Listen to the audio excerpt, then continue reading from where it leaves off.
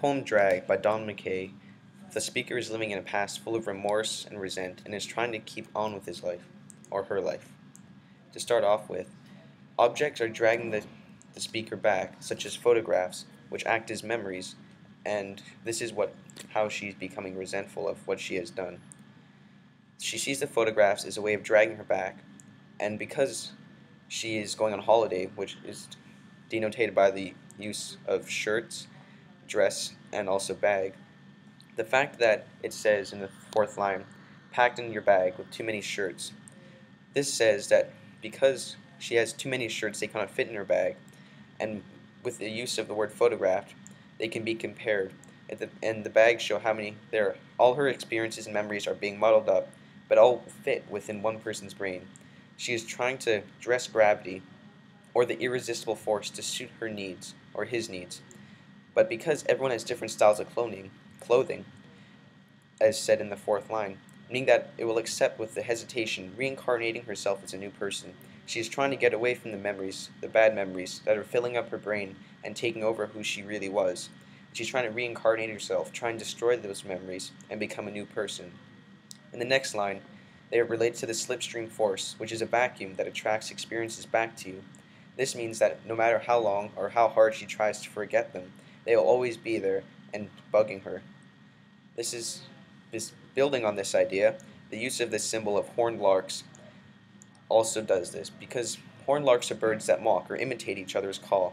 This means that they may try and reach other birds' call, or the level at which they call, but will never fully experience what it is like to call like the other birds, making them imagine and not remember how they are.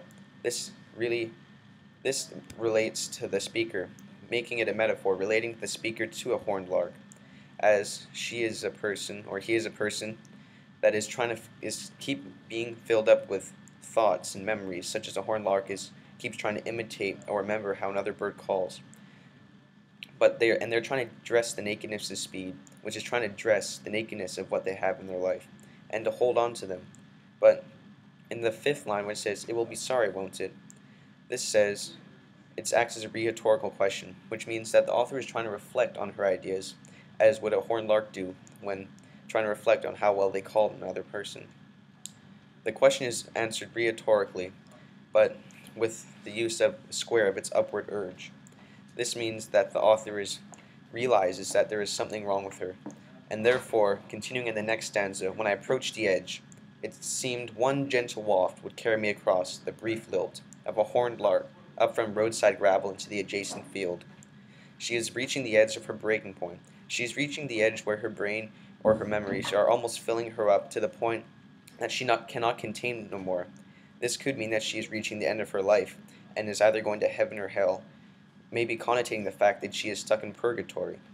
Although, when she approached the edge, it seemed that one gentle waft, one small breeze, one memory could carry her across the brief lilt, a small lilt of a horned lark up from the roadside gravel, and relating back to my old point about how she is metaphorically connected to a horned lark of the roadside gravel. Since gravel is loose, it is not secure. One waft could move the gravel, move her, either to heaven or hell, into the adjacent field. These two, purgatory is the place between heaven and hell, and therefore this could be shown by the fact that, on the other hand, is repeated twice, one for heaven, one for hell. And in the last paragraph is a much negative connotation, maybe showing that it is relating to the hellish point of a memory.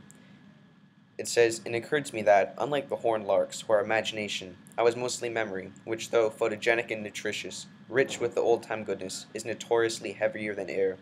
This contrasts the first poem, how the first stanza, and is how the first stanza says, "But his photograph packed in your bag with too many shirts," saying memories are good. They are trying to dress the nakedness of your life, trying to help you recall and remember what you used to be like.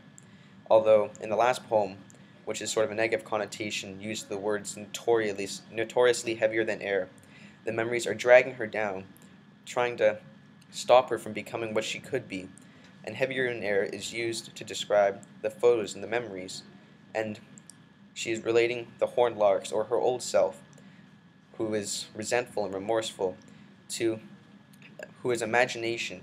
She is imagining what it would be like without the memories, but she cannot because her bag is full with too many shirts, with too many memories, which even though they may be rich with old-time goodness, which may be rich with good memories, good experiences, are notoriously heavier in there because she is trying to relate back to the memories, trying to relive what they used to be like.